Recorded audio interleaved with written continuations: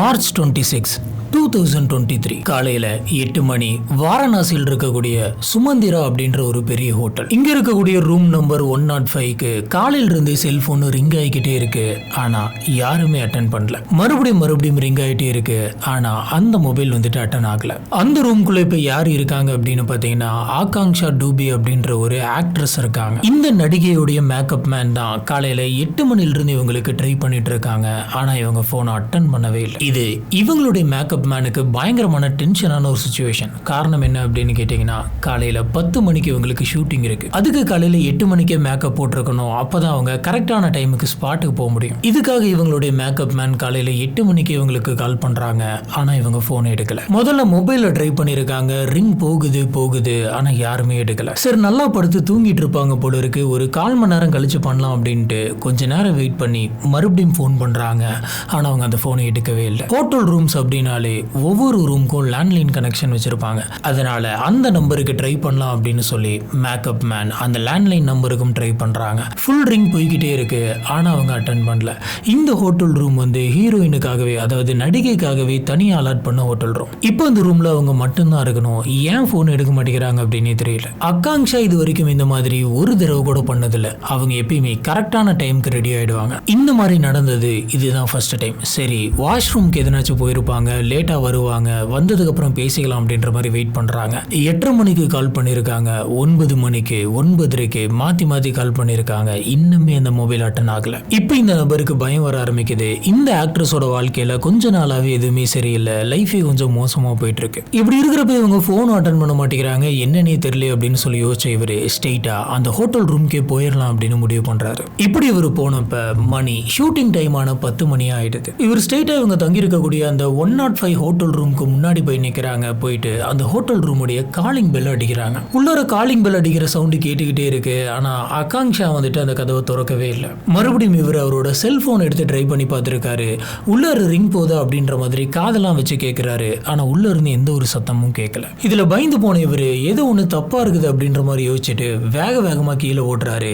கீழே போயிட்டு அங்க இருந்த ரிசப்ஷனிஸ்ட் கிட்ட எனக்கு ரூம் நம்பர் 105 உடைய மாஸ்டர் கீ வேணும் அப்படின்னு கேட்கிறாரு. அவங்க எதுக்குன்னு கேட்க நடந்ததெல்லாம் சொல்ல, உள்ளாரதான் ஹீரோயின் இருக்காங்க, ஆனா வெளில வர மாட்டேங்கிறாங்க, என்னன்னு தெரியல அப்படின்னு சொல்ல ஒரு 3 பேர் சேர்ந்து அந்த 105 ரூமுக்கு முன்னாடி போயிட்டு பண்ணிக்கிறாங்க. கூட இந்த மேக்கப் மேனும் இருக்காரு. அவங்களோட கையில நிறைய கொத்து சாவியெல்லாம் இருக்கு. அதுல எந்த சாவி அப்படின்னு தெரியாததுனால அவங்க ஒவ்வொரு சாவியை போட்டு திருவி பார்த்துட்டு இருக்காங்க.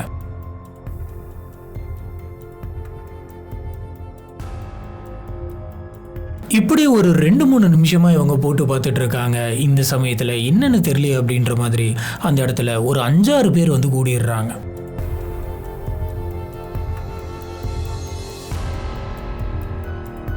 ஒவ்வொரு கீயா ட்ரை பண்ணிட்டு இருந்தப்ப ஒரு கீனால அந்த டோர் அன்லாக் ஆகுது.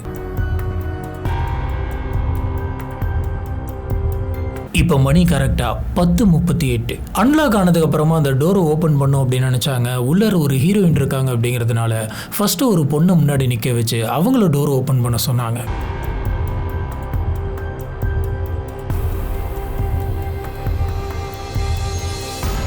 இப்ப அவங்க அந்த டோரை அன்லாக் பண்ணி உள்ளார பாக்குறாங்க.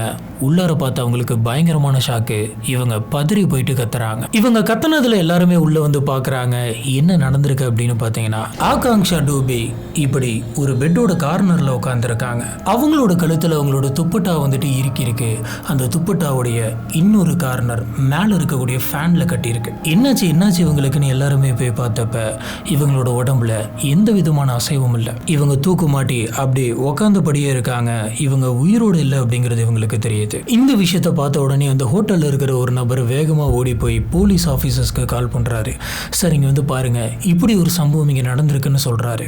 போஜ்பூரி இண்டஸ்ட்ரியோடைய ரைசிங் ஸ்டார். இன்ஸ்டாகிராம்ல மட்டுமே இவங்களுக்கு கிட்டத்தட்ட 16 லட்சம் ஃபாலோவர்ஸ் இருக்காங்க. 25 வயசு இருக்கக்கூடிய ஒரு ஆக்ட்ரஸ் வாரணாசியில் இருக்கக்கூடிய ஒரு ஹோட்டல் ரூம்குள்ள இறந்து கிடக்குறாங்க. இங்க என்ன நடந்துச்சு, இது யாரால நடந்துச்சு, இவங்களே இந்த மாதிரியான ஒரு விஷயத்த பண்ணிக்கிட்டாங்களா, இல்ல சில நபர்கள் இப்படியான ஒரு விஷயத்தை இவங்களை பண்ண வச்சாங்களா?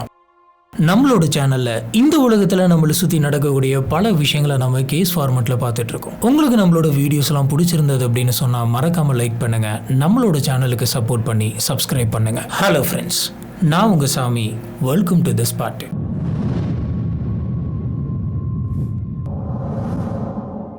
உத்தரப்பிரதேஷ் மீசாப்பூர். இங்க அக்டோபர் 21, 1997 பிறந்தவங்க தான் ஆகாங்ஷா. சின்ன வயசுல இருந்து இவங்களுக்கு ஒரு பெரிய ஆசை இருந்தது, நம்ம ஒரு பெரிய ஆக்ட்ரஸா வரணும், கேமராக்கு முன்னாடி நிக்கணும், டான்ஸ் ஆடணும் அப்படின்னு. நம்மள பாக்குற மக்கள் எல்லாருமே நமக்காக கை தட்டணும் அப்படின்ற ஆசை இருந்தது. இந்த கனவு அவங்களுடைய டிக்டாக்ல இருந்தே ஆரம்பிச்சது.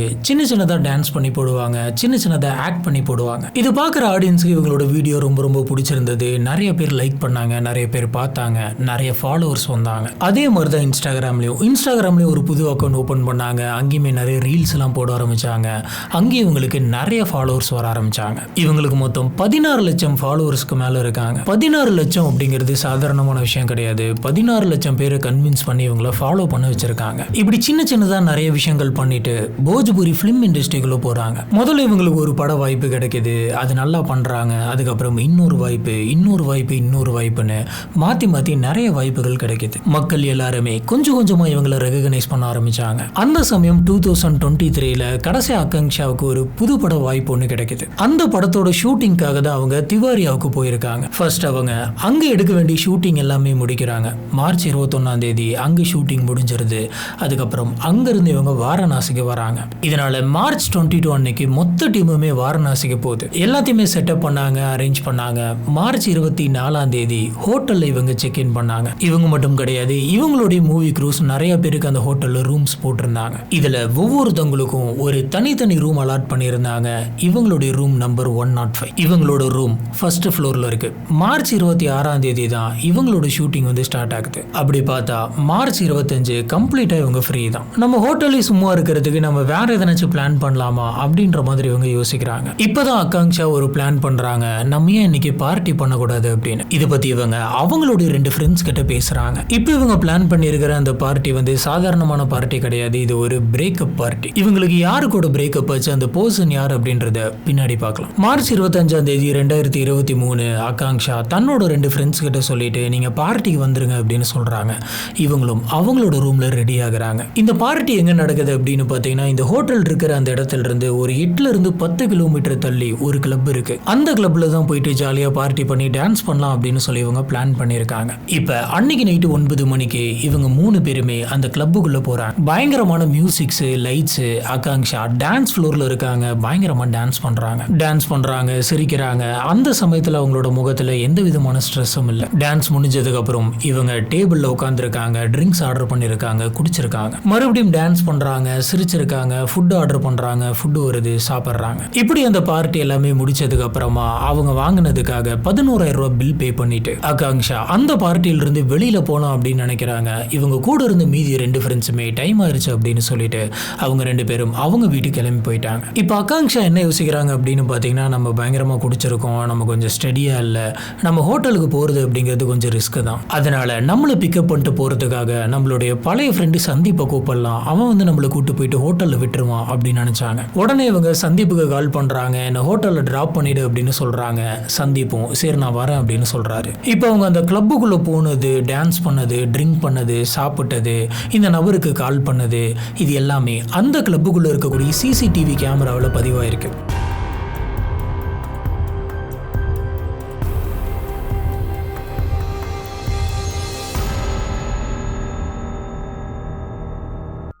அடுத்த கொஞ்ச நேரத்துல சந்தீப் வராரு. ஆகாங்ஷா அந்த கார்ல ஏறுறாங்க.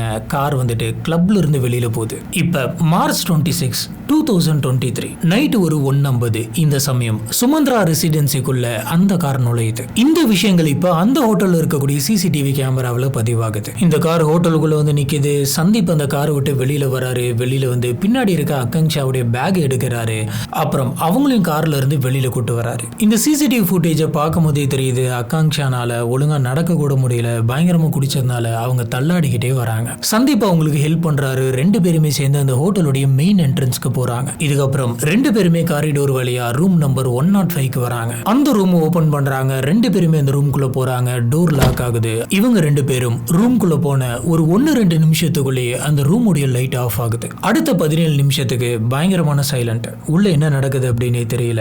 17 நிமிஷம் கழிச்சு திடீர்னு அந்த ரூமுடைய லைட் ஆன் ஆகுது. சந்தீப் டோரை ஓபன் ஓபன் பண்ணி வெளியில வந்து அந்த டோரை க்ளோஸ் பண்ணிட்டு அங்க இருந்து கிளம்புறான். இதுக்கப்புறமா அந்த ரூம் நம்பர் 105ல ஆகாங்ஷா மட்டும்தான் தனியா இருக்காங்க. இப்ப சந்தீப் தான் கடைசி ஆகாங்ஷா கூட இருந்திருக்காரு. இதுக்கு அடுத்த நாள் தான் காலையில 8 மணிக்கு மேக்கப் மேன் கால் பண்ணி இவங்க கால் அட்டன் பண்ணவே இல்லை. கடைசியில ரூம் ஓபன் பண்ணி பார்த்தப்ப இவங்க பெட்டோட ஒரு கார்னர்ல உட்கார்ந்த மாதிரி இறந்து கிடந்தாங்க. அதுவும் கழுத்துல துப்பட்டா போட்டு தூக்கு மாட்டின மாதிரி. இப்ப அந்த ஹோட்டல்ல இருந்து ஒரு நபர் கால் பண்ண அடுத்த கொஞ்ச நேரத்திலே போலீஸ் ஆஃபீஸர்ஸ் நிறைய பேர் அந்த ஹோட்டல் ரூமுக்கு வராங்க. வந்து பார்த்தப்ப ஆகாங்ஷா வந்துட்டு உட்காந்துருக்காங்க. அந்த துப்பட்டா வந்து ஃபேன்ல மாட்டிருக்கு. மற்றபடி அவங்களோட உடம்புல எந்த விதமான காயமும் இல்லை. பொதுவாக நைட் யாரு கூடயாச்சும் போராடி இருக்காங்க அப்படின்ற மாதிரி சொன்னா அவங்களோட உடம்புல எதனாச்சும் இந்த டிஃபென்சிவ் வூண்ட்ஸ் எல்லாம் இருக்கும். அந்த மாதிரியான எந்த ஒரு விஷயமும் ஆகாங்ஷாவுடைய உடம்புல இல்லை அப்படின்னு சொல்றாங்க. இவங்களே கூட இந்த மாதிரி பண்ணி இருந்திருக்கலாம், இது தற்கொலையா இருந்திருக்கலாம், பக்கத்துல எதனாச்சும் எழுதி வச்சிருக்காங்களா அப்படின்ற மாதிரி பாக்குறாங்க. எந்த விதமான நோட்ஸும் உங்களுக்கு கிடைக்கல. பார்க்கும்போது என்ன தோணும், அவங்களே தானே பண்ணிக்கிட்டாங்க, ரூமும் க்ளோஸில் இருக்கு அப்படின்ற மாதிரி தான் தோணும். அதனால போலீஸ் ஆஃபீஸர்ஸ் சரி இவங்களா தான் பண்ணிக்கிட்டாங்க அப்படின்ற ஒரு முடிவுக்கு வராங்க. இருந்தாலும் ஒரு நபர் வந்துட்டு ஹோட்டல்ல இந்த மாதிரி இறந்துருக்காங்க, நம்ம எதையுமே யோசிக்காம இப்படிதான் நடந்திருக்கும் அப்படின்னு சொல்லிட்டு போயிட முடியாது. அதனாலே போலீஸ் ஆஃபீஸர்ஸ் எதுக்கும் ஒரு வாட்டி கிராஸ் செக் பண்ணிக்கலாம் அப்படின்ற மாதிரி இந்த ஹோட்டலுடைய சிசிடிவி ஃபுட்டேஜஸ் எல்லாத்தையுமே எடுத்து வச்சு பார்க்கறாங்க. இப்படி பார்த்தப்ப நைட்டு 1:50க்கு ஒரு கார் இந்த ஹோட்டலுக்குள்ள வருது. அதுல சந்தீப் ஆகாங்ஷா 2 பேருமே வராங்க. இவங்க ரூம்குள்ள போறாங்க. ஒரு 17 நிமிஷம் லைட் வந்து ஆஃபா இருந்தது. அந்த 17 நிமிஷம் கழிச்சு லைட் ஆன் ஆகுது. சந்தீப் மட்டும் அன்னைக்கு டோர் ஓபன் பண்ணிட்டு வெளியில போயிடுறாரு. அதுக்கப்புறம் யாருமே ஆகாங்ஷாவை மீட் பண்ணல. அதுக்கப்புறம் எல்லாருமே எப்போ பார்த்துருக்காங்க அப்படின்னு பார்த்தீங்கன்னா அடுத்த நாள் காலையில் அவங்க கதவு திறந்தும் போது அவங்க இறந்து போய் உட்காந்துருந்தப்ப தான். இப்போ ஆஃபீஸர்ஸுடைய ஃபோக்கஸ் எல்லாமே அந்த நபர் மேலே தான் இருக்கு. ஏன்னா அந்த நபர் தான் கடைசியாக பார்த்துருக்காரு. இப்போ ஹோட்டல் ஸ்டாஃப்ஸ் கிட்ட அந்த ஃபுட்டேஜை வாங்கிட்டு ஆகாங்ஷாவுக்கு தெரிஞ்சவங்க அத்தனை பேர் திரும்பி போயிட்டு இவங்க விசாரிக்கிறாங்க. இது மூலியமா அன்னைக்கு வந்துட்டு போனது இவங்களுடைய பழைய ஃப்ரெண்டு அப்படின்னும் அவருடைய பேரு சந்தீப் அப்படின்னு இவங்களுக்கு தெரியுது. இதுக்கப்புறம் சந்தீப்பை கேள்வி கேட்கறதுக்காக போலீஸ் ஸ்டேஷனுக்கு வர சொல்றாங்க. சந்தீப்பும் வராரு. போலீஸ் ஸ்டேஷன்ல வச்சு இவரை விசாரிக்கிறாங்க. இப்போ சந்தீப் என்ன சொல்றாரு அப்படின்னு பார்த்தீங்கன்னா ஆகாங்ஷா என்னுடைய ஓல்டு ஃப்ரெண்டு, அவங்க அன்னைக்கு கிளப்ல இருந்தாங்க, என்ன பார்ட்டி அப்படின்றது எனக்கு தெரியல, ஆனா நான் நல்லா குடிச்சிருக்கேன், என்னால் ஹோட்டல் போக முடியாது அப்படின்னு நினைக்கிறேன் அப்படின்ற மாதிரி என்கிட்ட கேட்டாங்க. சரி நம்ம வந்து ஹெல்ப் பண்ணலாம் அப்படின்றதுனால தான் அவங்கள அங்கேருந்து பிக்கப் பண்ணிட்டு போயிட்டு ஹோட்டலில் ட்ராப் பண்ணி அவங்கள தூங்க வச்சுட்டு வெளில வந்துட்டேன், அது மட்டும் தான் நான் பண்ணேன் அப்படின்னு சொல்றாரு. இப்போ ஆஃபீஸர்ஸ் நீங்க ரூம்குள்ள போன அந்த 17 நிமிஷம் என்ன பண்ணீங்க அப்படின்னு கேட்குறாங்க. போலீஸ் ஆஃபீஸர்ஸ்க்கு என்ன தோணுது அப்படின்னு பார்த்தீங்கன்னா இந்த நபர் தான் வந்து அந்த 17 நிமிஷத்தில் இவங்களை கொலை பண்ணிட்டு வெளியில் போயிருக்கணும் அப்படின்ற மாதிரி தோணுது. ஆனால் இவங்க நினச்ச மாதிரி எதுவுமே நடக்க கிடையாது. இந்த நேரத்தில் தான் போலீஸ் ஆஃபீஸர்ஸ்க்கு இன்னொரு விஷயம் தெரிய வருது. அது என்னன்னா ஆகாங்ஷா மார்ச் 26ஆம் தேதி கரெக்டாக 2:35க்கு இன்ஸ்டாகிராமில் லைவ்ல வந்திருக்காங்க. இப்போ சந்தீப் அந்த ரூம்ல இருந்து கரெக்டாக ஒரு 2 மணி பக்கமாகவே வெளியில் போயிட்டாரு. ஆனால் ஆகாங்ஷா 2:35க்கு இன்ஸ்டாகிராமில் லைவ் வந்திருக்காங்க. இதை வச்சு பார்க்குறப்ப சந்தீப் அந்த ஹோட்டல் ரூம்ல இருந்து வெளியில போனதுக்கு அப்புறமும் இவங்க உயிரோடு இருந்திருக்காங்க அப்படின்னு தெரியுது. கரெக்டா சந்தீப் வெளில போன 20 இருந்து 25 நிமிஷத்துக்குள்ள இவங்க அவங்களோட இன்ஸ்டாகிராம் லைவுக்கு வந்திருக்காங்க. இந்த லைவ் ஒரு 10 இருந்து 15 நிமிஷத்துக்குள்ள தான் இருந்திருக்கும். அதுல இவங்க பெருசா எதுவுமே பேசல.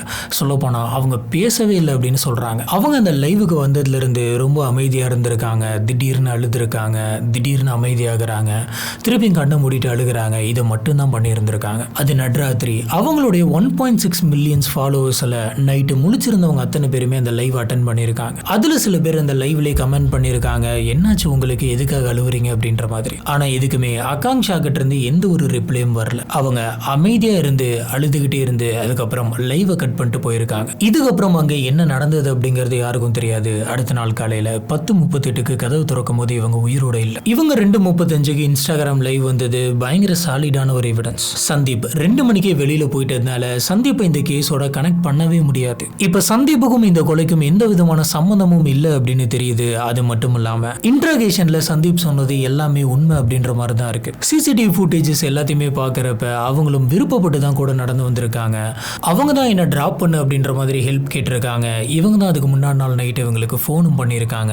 எல்லாமே ப்ராப்பரா இருக்கு. அதனால சந்தீப்பை இந்த கேஸில் இருந்து வெளியில் அனுப்பிடுறாங்க. இப்பதான் இந்த சம்பவம் நடந்ததுக்கு அடுத்த நாள் மார்ச் 27, 2023 வாரணாசிக்கு பயங்கரமான கோவத்தோட மது டூபே அப்படின்றவங்க வராங்க.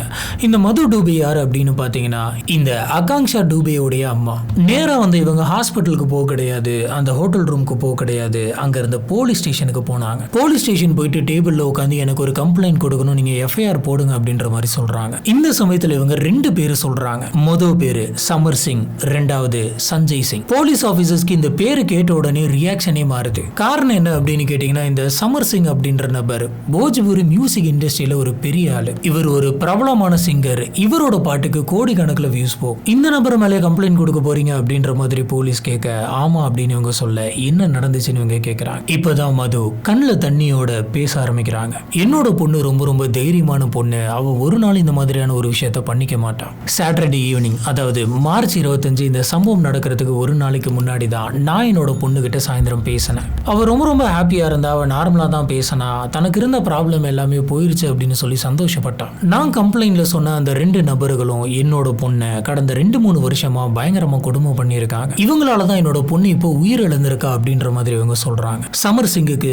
போஜ்பூரி மியூசிக் இண்டஸ்ட்ரியில ஒரு பெரிய பேர் இருக்கு. அவரோட பாட்டுலாம் யூடியூப்ல இப்பயுமே கோடிக்கணக்கில் வியூஸ் போயிட்டு இருக்கும். யூபி போஜ்பூரி இந்த சைட்லலாம் இவருக்கு பயங்கரமான ஃபேன்ஸ் இருக்காங்க, ஃபாலோவர்ஸ் இருக்காங்க. இப்போ இவருக்கும் ஆகாங்ஷாவுக்கும் என்ன கனெக்ஷன் அப்படின்னு பார்த்தீங்கன்னா கடந்த கொஞ்சம் வருஷமா இவங்க 2 பேரும் சேர்ந்து நிறைய ஆல்பம்ஸ் பண்ணியிருக்காங்க. அதாவது சிங்கர் இந்த நபராகவும் ஆக்ட்ரஸா இவங்களும் இருந்திருக்காங்க, நிறைய ஆல்பம்ஸ் பண்ணியிருக்காங்க. இது ரொம்ப ரொம்ப ப்ரொஃபஷனலான ஒரு ரிலேஷன்ஷிப்பாக தான் ஆரம்பிச்சது. ஒரு ஆல்பத்துக்கு நான் உங்களுக்கு 70,000 தரேன் அப்படின்ற மாதிரி பேசியிருந்தாரு. இதுக்கு ஆகாங்ஷாவும் ஒத்துக்கிட்டாங்க. அக்ரிமெண்ட் ஸ்டார்ட் ஆகுது. இவங்க 2 பேருமே ஆல்பம்ஸ் பண்ண ஆரம்பிக்கிறாங்க. நாட்கள் போயிட்டே இருக்க இவங்க 2 பேர்த்துக்கு நடுவில் ஒரு நெருக்கம் வருது. இது ப்ரொஃபஷனல் ரிலேஷன்ஷிப்பை தாண்டி 2 பேர்த்துக்குள்ள ரொம்ப பர்சனலா போகுது. இது கூடவே ஆகாங்ஷாவுடைய அம்மா மது என்ன சொல்றாங்கன்னா இவங்க 2 பேரும் லிவ்இன்ல இருந்தாங்க அப்படின்னு சொல்றாங்க. ஆகாங்ஷாவுடைய இன்ஸ்டாகிராம் அக்கவுண்ட்ல இவங்க 2 பேரும் சேர்ந்து இருக்கிற மாதிரியான வீடியோஸ் அண்ட் போட்டோஸ் நிறைய இருக்கு. இது எல்லாத்தையுமே மது போலீஸ் ஆபீசர்ஸ் கிட்ட சொல்றாங்க. அவங்க ப்ராமிஸ் பண்ண மாதிரி ஒரு ஆல்பத்துக்கு கூட எங்களுக்கு காசு கிடையாது. ஒவ்வொரு ஆல்பத்துக்கும் 70,000 தரேன் அப்படின்னு சொல்லியிருந்தாங்க. ஒரு ஆல்பம் இல்ல, 2 ஆல்பம் இல்ல, எக்கச்சக்கமான ஆல்பம் பண்ணியிருக்காங்க. இது எல்லாத்தையுமே சேர்த்து வச்சு பார்த்தீங்க அப்படின்னு சொன்னா கிட்டத்தட்ட 3 கோடி ரூபாய் பக்கம் அவங்க தர மாதிரி இருக்கும் அப்படின்னு சொல்றாங்க.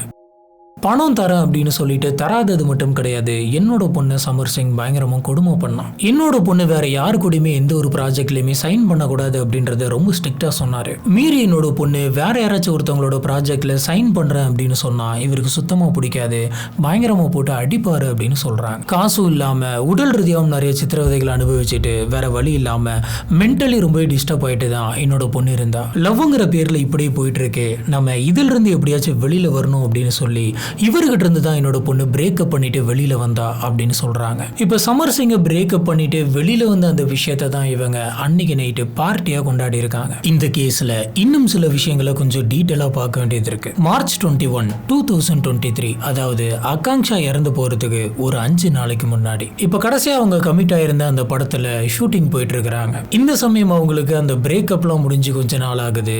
இப்படி ஷூட்டிங் பண்ணிட்டு இருக்க அந்த சமயத்துல திடீர்னு இவங்களுக்கு ஒரு போட்டோ வருது. இந்த போட்டோவை அனுப்புனது யார் அப்படின்னு பார்த்தீங்கன்னா சஞ்சய் சிங், அதாவது சமீர் சிங்கோடைய ரொம்ப க்ளோஸான ஒரு பர்சன். அப்படி என்ன போட்டோ அமைச்சிருக்காங்கன்னு பார்த்தீங்கன்னா புதுசா வாங்கின காருடைய போட்டோ. இதை பார்த்து ஆகாங்ஷாக்கு பயங்கரமா கடுப்பாகுது. இது எதுக்கு எனக்கு அனுப்பிச்சு விடுற, சொந்தமா சம்பாதிக்காம இப்படி அடுத்தவங்களுடைய காசுலலாம் கார் வாங்க ஆரம்பிச்சிட்டிங்களா அப்படின்ற மாதிரி ரிப்ளை பண்றாங்க. இந்த ரிப்ளை அவனுக்கு கொஞ்சம் கூட பிடிக்கல. அந்த சமயத்தில் அவனுக்கு என்னோட பொண்ணு மேல பயங்கரமா கோவம் வந்துச்சு அப்படின்ட்டு மது டூபே சொல்றாங்க. இது மட்டும் கிடையாது, இந்த சம்பவத்துக்கு அப்புறம் இதனால கடுப்பான இவன் அடிக்கடி தன்னோட பொண்ணுக்கு கால் பண்ணி கொலை மிரட்டெல்லாம் விட்டதாம் சொல்றாங்க. இது ஒரு முறை 2 முறை கிடையாது, பல முறை இந்த மாதிரியான கால்ஸ் வந்துட்டு இருந்தது. இதனால ஒரு விதமான டிப்ரெஷன்ல என்னோட பொண்ணு இருந்தா. இதுல இருந்தெல்லாம் வெளியில வரணும் அப்படின்னு சொல்லி தான் என்னோட பொண்ணு பிரேக்கப் பார்ட்டின்னு வச்சு ஃப்ரெண்ட்ஸ் எல்லாம் கூப்பிட்டு அவங்களோட சேர்ந்து அந்த கிளப்ல டான்ஸ் ஆடினா. மைண்ட் ரிலாக்ஸ் ஆயிடுச்சு அப்படின்ற மாதிரி நினைச்சுக்கிட்டு இருந்தா. ஆனா அந்த வேதனை, அந்த வருத்தம் அவளுக்குள்ளாரே இருந்திருக்கு. அதனாலதான் இன்ஸ்டாகிராம்ல இந்த மாதிரி லைவ் வந்து அழுதா அப்படின்னு சொல்றாங்க. போலீஸ்க்கு இப்ப என்ன தோணுது அப்படின்னு பாத்தீங்கன்னா, இப்ப அவங்க அம்மா சொல்றபடி நம்ம போக முடியாது, நம்மளுக்கு தேவை எவிடன்ஸ். அதனால இவங்களுடைய சடலத்தை பிரேத பரிசோதனை பண்ணலாம் அப்படின்ற மாதிரி இவங்க முடிவெடுக்கிறாங்க. இப்படி பண்ணப்ப போலீஸ் ஆபீசர்ஸ்க்கு இன்னுமே ஷாக்கிங்கான சில விஷயங்கள் தெரிய வந்தது. ஆகாங்ஷாவுடைய சடலத்தை பிரேத பரிசோதனை பண்ணி ரிப்போர்ட் வருது. அந்த ரிப்போர்ட்ல என்ன சொல்றாங்கன்னா அவங்களோட கழுத்துல மாட்டியிருந்த அந்த துப்பட்டா இருக்குனதுனால தான் அவங்க இறந்திருக்காங்க அப்படின்னு சொல்றாங்க. இவங்க இறப்புக்கான காரணம் அந்த துப்பட்டா தான் அப்படின்ற மாதிரி சொல்ல போலீஸ் ஆபீசர்ஸ்க்கு இந்த விஷயம் இன்னும் கிளியரா புரிஞ்சது. ஏற்கனவே இது வந்து வந்துட்டு அவங்களாவே பண்ணிக்கிட்ட ஒரு விஷயம் தான் அப்படின்ற மாதிரி அவங்க நம்பிக்கிட்டு இருக்காங்க. இப்போ வேற ஒரு பிரச்சனையும் இல்லை, இதனால மட்டும்தான் அவங்க இறந்துருக்காங்க அப்படின்றப்ப ஏன் அதை அவங்களே பண்ணியிருக்க கூடாது அப்படின்னு தோணுது. கிட்டத்தட்ட இந்த கேஸ் வந்துட்டு க்ளோஸ் ஆகிற மாதிரி தெரியுது. இந்த சமயத்துல தான் அகன்ஷாவுடைய அம்மா புதுசா ஒரு லாயரை போடுறாங்க. அந்த லாயர் இந்த ரிப்போர்ட்ஸ் எல்லாம் வாங்கி பாக்குறாங்க. இதை பத்தி அங்க இருக்கக்கூடிய மெடிக்கல் எக்ஸ்பர்ட்ஸ் கிட்ட எல்லாம் வந்துட்டு பேசுறாங்க. இதுக்கப்புறம் இவர் பப்ளிக்கா சில விஷயங்கள் சொல்றாரு. இந்த விஷயங்கள் எல்லாரையுமே மறுபடியும் யோசிக்க வைக்கிற மாதிரி இருந்தது. ஃபர்ஸ்ட் டவுட், அகன்ஷாவுடைய கை விரிஸ்ட்ல வந்து பாத்தீங்கன்னா சில காயங்கள் இருந்தது. அவங்க கழுத்துல மாட்டிக்கிட்டு தானே தொங்குனாங்க. அப்படி இருக்கிறப்ப எதனால விரிஸ்ட்ல வந்துட்டு இந்த மாதிரி காயங்கள் இருக்கணும் அப்படின்னு கேட்கிறாரு. ரெண்டாவது டவுட், அகன்ஷாவுடைய வயிற்றுக்குள்ள 20 ml ஒரு பிரவுன் கலர் லிக்விட் இருக்கிறதா சொல்லியிருக்காங்க. இந்த பிரவுன் கலர் லிக்விட் என்ன அப்படிங்கிறது கிளியரா தெரியல. அது மட்டும் இல்ல, அவங்களோட வயிற்றுக்கு உள்பகுதியில் இருக்கக்கூடிய மூக்கஸ் மெம்பரேன் அப்படின்ற ஒன்று டேமேஜ் ஆயிருக்கு அப்படின்னு சொல்றாங்க. மூணாவது டவுட், அகன்ஷாவுடைய அம்மா கேட்கிறாங்க, என்னோட பொண்ணு எதுக்காக உட்கார்ந்த இடத்துல இந்த மாதிரி மாட்டிக்கிட்டு சாகணும்? தூக்கு மாட்டி சாகணும் அப்படின்னு ஒரு நபர் முடிவு பண்ணாங்கன்னா மேல இந்த மாதிரி மாட்டிக்கிட்டு தொங்கி சாகலாம். ஆனா சம்மந்தமே இல்லாம பெட்ல உட்கார்ந்து இருக்கிற மாதிரி எப்படி ஒருத்தவங்களால சாக முடியும்? இதுவரைக்கும் நம்ம பார்த்த எல்லா கேஸ்லயுமே இந்த மாதிரி மேலதான் வந்து தொங்கிட்டு இருப்பாங்க. ஆனா உட்கார்ந்து இருக்கிற மாதிரி ஒருத்தங்க செத்துருக்கிறது வந்துட்டு உண்மையாலுமே அன்யூஷுவலான ஒரு விஷயம் தான். இப்ப இவங்க சைட்ல இருக்கக்கூடிய லாயர்ஸ் எல்லாருமே இந்த கேஸை சிபிஐக்கு மாத்தணும் அப்படின்னு சொல்றாங்க. கிளியரா சிசிடிவி கேமராவில் தெரியுது யாருமே அந்த ரூமுக்கு போகல அப்படின்னு. இப்படி இருக்கிறப்ப இதை போயிட்டு கொலை அப்படின்ற மாதிரி பேசிட்டு இருக்காங்க. என்ன நினைச்சிட்டு இருக்காங்கன்ற மாதிரி போலீஸ் நினைச்சுக்கிட்டு இருந்தாங்க. ஆனா இந்த சமயம் தான் போலீஸ் ஆஃபீஸர்ஸ் இன்னொரு விஷயத்த நோட் பண்ணாங்க. அதாவது இந்த கேஸ்ல முக்கியமா சந்தேகப்படக்கூடிய நபரான சமர் சிங் காணோம். கரெக்டா இந்த சம்பவம் நடந்ததுல இருந்து அவர் எங்க போனார் அப்படின்னு தெரியல. அவர் தலைமறைவாயிடுறாரு. அவரோட செல்போனுக்கு ட்ரை பண்ணாலும் அந்த செல்போன் வந்துட்டு ஆஃப் தான் இருக்கு. இந்த பர்சன் உண்மையாலுமே இன்னசென்ட்டா இருந்தா எதுக்காக இப்படி தலைமறைவாகணும் அப்படின்ற சந்தேகத்தை கொண்டு வருது. ஒரு எக்ஸ் கேர்ள் ஃப்ரெண்ட் இந்த மாதிரி இறந்து கிடக்குறாங்க அப்படின்ற பட்சத்தில் அவங்களுக்கு என்ன ஆச்சு அப்படின்ற மாதிரி வந்து பார்த்துருக்கலாம். அப்படி இல்லையா போலீஸ் ஆஃபீஸர்ஸ்க்கு கோஆப்ரேட் பண்ற மாதிரி அவங்களோட டவுட்ஸ் வந்துட்டு கிளியர் பண்ணி தந்திருக்கலாம். ஆனா எதுவுமே இல்லாம இதுக்காக சம்மந்தமே இல்லாம இவர் தலைமறைவாகணும். சமர் சிங்கை காணோம் அப்படின்ன உடனே police officers look out notice வந்துட்டு விடுறாங்க. இப்போ போலீஸ் ஆஃபீஸர்ஸ் சமர் சிங் மேலேயும் சஞ்சய் சிங் மேலேயும் ஐபிசி செக்ஷன் 306 போடுறாங்க. அதாவது இந்த மாதிரியான ஒரு முடிவை அவங்க எடுக்கிறதுக்கு இவங்க தூண்டுனாங்க அப்படின்னு சொல்லி கேஸ் ஃபைல் பண்ணியிருக்காங்க. இந்த செக்ஷன்ல கம்ப்ளைண்ட் வந்து ரெஜிஸ்டர் ஆயிருக்கு. இது அந்த பொண்ணுடைய அம்மா கொடுத்த கம்ப்ளைண்டின் அடிப்படையில் மார்ச் மாசமே கம்ப்ளீட்டா முடியுது. ஆனா சம்மர் சிங் எங்க இருக்காரு அப்படின்றது யாருக்குமே தெரியல. போலீஸ் ஆபீசர்ஸ் தொடர்ந்து வேலை பார்த்துட்டு இருக்காங்க. ஏப்ரல் மாசத்துல இன்டெலிஜென்ட்டா அவங்க சில ட்ரேசஸ் எல்லாம் பண்ணி கடைசியா ஏப்ரல் 8, 2023 இவர் அரெஸ்ட் பண்றாங்க. இவர் காசியாபாத் அதாவது டெல்லியோட பார்டர்ல ராஜ்நகர் எக்ஸ்டென்ஷன் ஏரியாவில் இருக்கக்கூடிய ஒரு ஹவுசிங் சொசைட்டி கிட்ட இருந்திருக்காரு. மறைஞ்சு வாழ்ந்திருக்காரு. போலீஸ் ஆபீசர்ஸ் நைட்டோட நைட்டா அந்த ஏரியாவை கம்ப்ளீட்டா கவர் பண்ணி இவர் அரெஸ்ட் பண்ணிருக்காங்க. இது இவங்க தனியா பண்ண கிடையாது. வாரணாசி போலீஸ் ஆபீசர்ஸும் கசியாபாத்துடைய போலீஸ் ஆபீசர்ஸ் ரெண்டு பேருமே டீம் அப் பண்ணிருக்காங்க. இப்ப சமர் சிங் அரெஸ்ட் ஆன அடுத்த சில நாட்களே போலீஸ் ஆபீசர் சஞ்சய் சிங்கையுமே ட்ரேஸ் பண்ணி ஒரு ஹைவேல வச்சு பிடிக்கிறாங்க. இப்ப அகன்ஷாவுடைய சடலத்துல வேற சில நபர்களோட டிஎன்ஏ சாம்பிள்ஸ் எல்லாம் இருக்குதா அப்படின்றத செக் பண்றதுக்காக அனுப்புறாங்க. அது மட்டும் கிடையாது, அன்னைக்கு அகன்ஷா போட்டிருந்த அந்த ட்ரெஸ்ஸுமே வந்துட்டு டிஎன்ஏ டெஸ்டிங்காக அனுப்பி வைக்கிறாங்க. போலீஸ் ஆபீசர்ஸ் இந்த சமயத்துல கிராஸ் செக் பண்றதுக்காக முன்கூட்டியே 4 பேர்த்தோடைய டிஎன்ஏ சாம்பிள் வாங்கி வைக்கிறாங்க.